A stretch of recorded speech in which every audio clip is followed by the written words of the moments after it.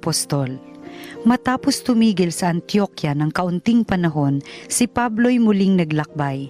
Ginaygay niya ang mga bayan sa lupain ng Galacia at Phrygia at pinatatag sa pananampalataya ang mga alagad.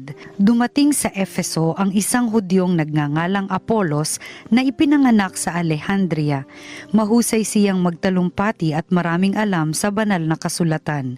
Naturuan siya tungkol sa daan ng Panginoon at masigasig na nangangaral at nagtuturo ng wasto tungkol kay Jesus. Ngunit ang binyag na nalalaman niya ay ang binyag ni Juan. Siya'y walang takot na nagsalita sa sinagoga ng mga Hudyo. Narinig ng mag-asawang Aquila at Priscilla ang pagpapaliwanag ni Apolos. Kaya't isinama nila ito sa bahay nila at dooy ipinaliwanag na mabuti ang mga bagay na hindi pa niya alam tungkol sa daan ng Diyos. At nang ipasya niyang tumawid sa Akaya, pinalakas ng mga kapatid ang kanyang loob. Sumulat sila sa mga kapatid doon na malugod nilang tanggapin si Apolos. Pagdating doon, malaki ang naitulong niya sa mga mananampalataya sa pamamagitan kagandahang loob ng Diyos. Sapagkat walang magawa sa kanya ang mga Hudyo na hayagang pagtatalo at mula sa mga kasulatan ay pinatunayan niyang si Jesus ang Kristo. Ang salita ng Diyos. Salamat sa Diyos. Hari ng sangkalupaan, Diyos na makapangyarihan. Magdiwang ang lahat ng mga nilikha, pumalakpak kayong may awit at tuwa, bilang pagpupuri sa Diyos na dakila. Ang Diyos na poon kataas-taasan, ay dakilang haring dapat katakutan, siya'y naghahari sa sangkatauhan. Hari ng sangkalupaan, Diyos na makapangyarihan. Ang Diyos siyang hari ng lahat ng bansa, awit at purihin ng mga nilikha. Maghahari siya sa lahat ng bansa, magmula sa tronong banal at dakila. Hari ng sangkalupaan, Diyos na makapangyarihan. Sa mga hinirang ng Diyos ni Abraham, sasama ang madlang mga pamunuan ng lahat ng bansa sa sandaigdigan, ang mga sandata ng lahat ng kawal, lahat ay sa Diyos na hari ng tanan. Hari ng sangkalupaan, Diyos na makapangyarihan. Ang mabuting balita ng Panginoon ayon kay San Juan. Noong panahong iyon, sinabi ni Jesus sa kanyang mga alagad, "Tandaan ninyo, anumang hingin ninyo sa Ama sa aking pangalan ay ibibigay niya sa inyo. Hanggang ngayon wala pa kayong hinihingi sa Kanya sa ngalan ko. Humingi kayo at kayo'y tatanggap upang malubos ang inyong kagalakan. Ang mga ito'y sinabi ko sa inyo ng patalinghaga. Subalit darating ang panahon na hindi ako magsasalita sa inyo ng gayon. Subalit darating ang panahon na hindi ako magsasalita sa inyo ng gayon.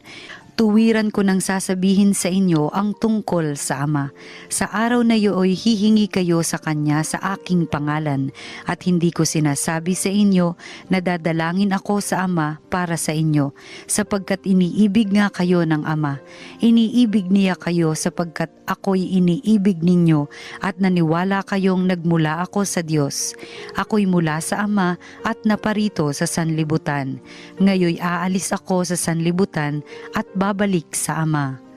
Ang mabuting balita ng Panginoon. Pinupuri ka namin, Panginoong Hesukristo.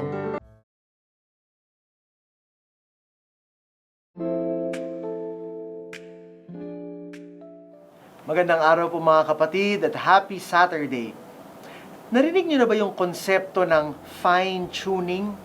Fine-tuning. Sa musika, ang isang instrumento ay tinotono natin. Pero ang isang magaling na musikero, kaya pa niyang itono ng mas matindi o mas pino ang isang instrumento. Ako po bilang isang guro, ang konsepto naman ng fine-tuning, ibig sabihin ay kung meron kang estudyante na hindi magaling sa isang subject, imbis na pagalitan mo siya dahil hindi niya maintindihan yung isang subject, mas gugustuhin kong pagalingin dun sa subject kung saan siya magaling. Fine-tuning. Sa ating pong mga pagbasa ngayon, gusto ko pong ipasok ang konseptong ito. Dahil sa unang pagbasa, nakita natin ang isang disipulo Ang pangalan niya ay si Apollos. Si Apollos daw ay magaling ng magsalita.